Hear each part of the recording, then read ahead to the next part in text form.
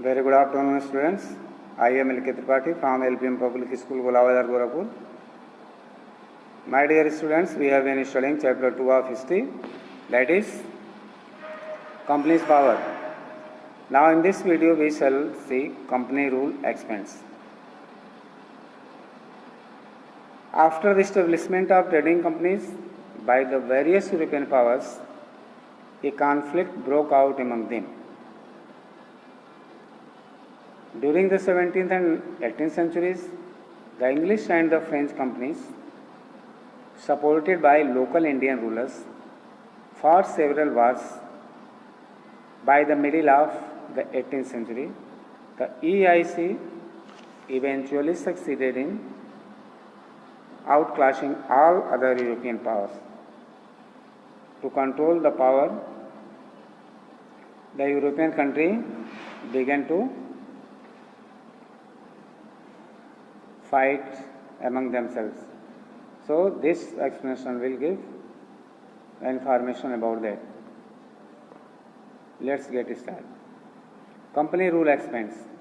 If we analyze the process of annexation of Indian states by the East India Company from 1757 to 1857, certain key aspects emerge. No doubt, if we are going to compare it from 1757 to 1857, we shall find that East India Company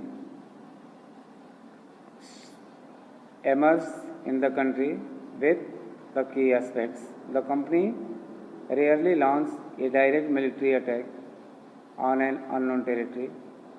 Instead of used a variety of political, economic and diplomatic methods to extend its influence before annexing an Indian kingdom. They were very clever. They did not come directly with the military power to capture any territory. They expanded their powers with politics, economic activities and diplomatic methods. In this way, they annexed many of the Indian kingdoms in their favor, under their control. After the Battle of Buxar, 1764, the company appointed residents in Indian states. They were political or commercial agents, and their job was to serve and further the interest of company. Through the resident, the company officials began interfering in the internal affairs of Indian states. Now they were not only traders or economists, they took interest in the political and internal affairs of the Indian rulers and Indian states. They tried to decide who was to be successors of the throne and who was to be appointed in administrative posts. Now they got power in the internal affairs to decide who will be the successor, who will assume the throne and who will not, and who will administer the post according to their wish. The rulers and nobles administrators were appointed now. Sometimes the company forced the states into a subsidiary alliance. According to the terms of this alliance, now company forced to establish subsidiary alliance. What was subsidiary alliance? According to this, Indian rulers were not allowed to have their independent armed forces. They were to be protected by the company. इसमें ये हुआ कि जो भी Indian rulers हैं उनको independent arm forces allowed नहीं किया जाएगा. उनको जो है कंपनी प्रोटेक्ट करेगी, कंपनी के आर्डर से चलेंगे. But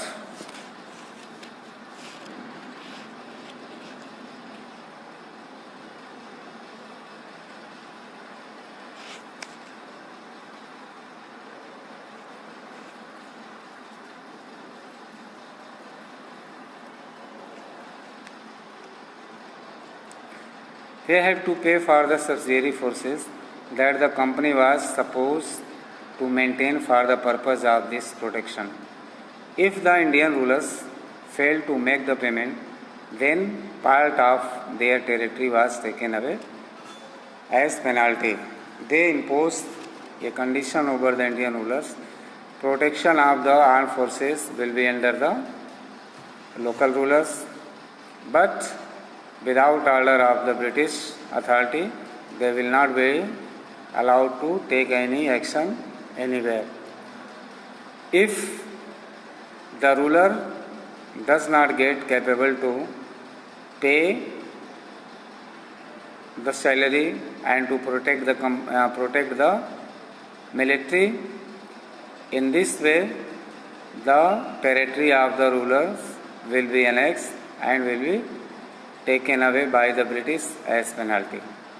For example, when Richard Wellesley was Governor General, the Nawab of Awadh was forced to give over half of his territory to the company in 1801, as he failed to pay for the subsidiary forces. Hyderabad also forced to cede territories on similar grounds.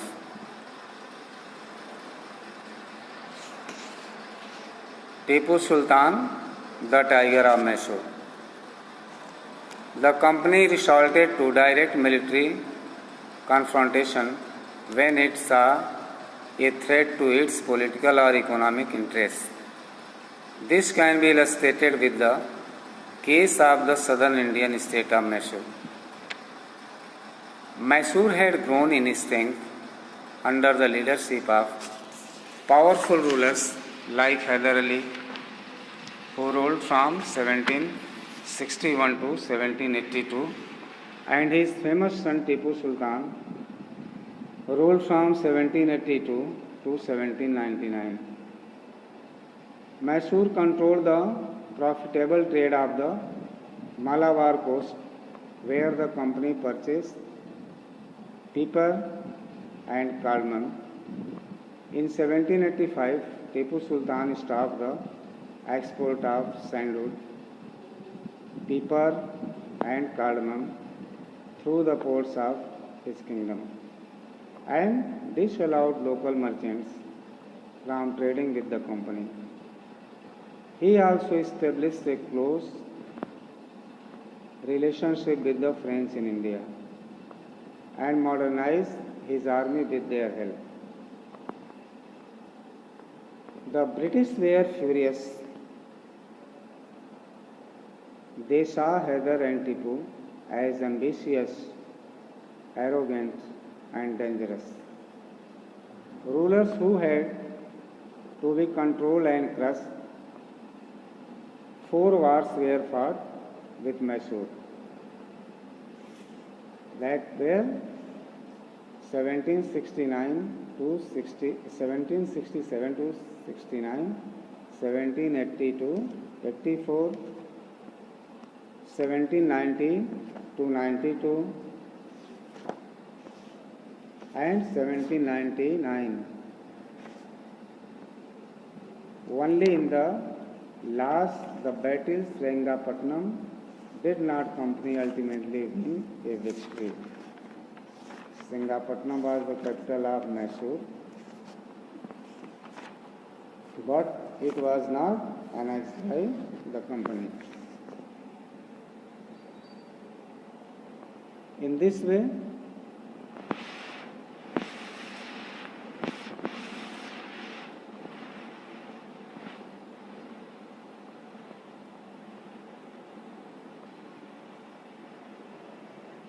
Tipu Sultan was killed defending his capital, Sringapatnam. Mysore was placed under the former ruling dynasty of the Odears, and a subsidiary alliance was imposed on the state. In this way, Tipu Sultan had also to be died. As a result, Sringapatnam, Mysore also came under the control of British. They captured and former ruling dynasty, that was Odears, was imposed there for the state. So now we shall discuss about the different wars which were fought. First war was fought in 1769 to 1767 to 69. That was fought between Anglo and Mysore war, that is. Let us discuss. Suspiciously of the rise power of Hyder Ali, the Nizam of Hyderabad formed a coalition with the British and attacked Mysore. Hyder Ali defeated them and forced the British to sign a treaty by which they agreed to help each other in case of attack by a third party. Hyder Ali made a close relationship. He compromised with the Nizam of Hyderabad. He was the Nizam of Hyderabad, and he and British attacked Mysore.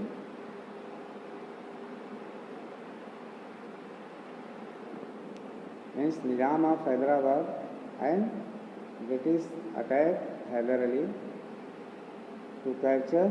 Haider Ali defeated them, लेकिन हैदर अली इसमें हरा देते हैं और British के साथ एक treaty sign की जाती है, एक समझौता होता है कि आगे से कि हम एक दूसरे की हेल्प करेंगे और जब किसी थर्ड पार्टी पर अटैक करना होगा तो जब तीसरे से युद्ध होगा तो हम दोनों मिल करके उससे युद्ध करेंगे। ये था 67 का वार, 67 से 69 तक चला ब्रिटिश और हैदर अली के बीच में। सेकेंड एंग्लो मैसूर वार को देखते हैं। ये एंग्लो मैसूर वार क्या था? 1771 से 84 तक ये लड़ा गया।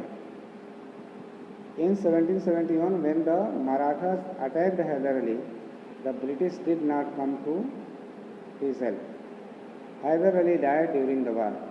जब यहाँ पर मराठों ने अटैक किया हैदर अली पर तो उस समय British did not come to help Hyder Ali. As a result, Hyder Ali had to die during the war. Hyder Ali यहाँ मारे जाते हैं और मराठा इसको कैप्चर कर लेते हैं। His son Tipu Sultan continued the war, which finally came to an end in 1784 with the signing of the Treaty of Mangalore. But war did not stop here. Hyder Ali's son Tipu Sultan continued the war. Ultimately, that war ended in 1784 when the Treaty of Mangalore was signed. Third Anglo-Mysore War, 1785 to 94.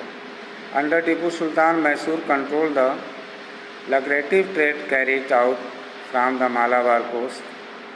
In 1785, Tipu Sultan stopped the export of some of the most profitable items of trade such as sandalwood, pepper and cardamom from the ports of his kingdom and disallowed local merchants any trade with the company.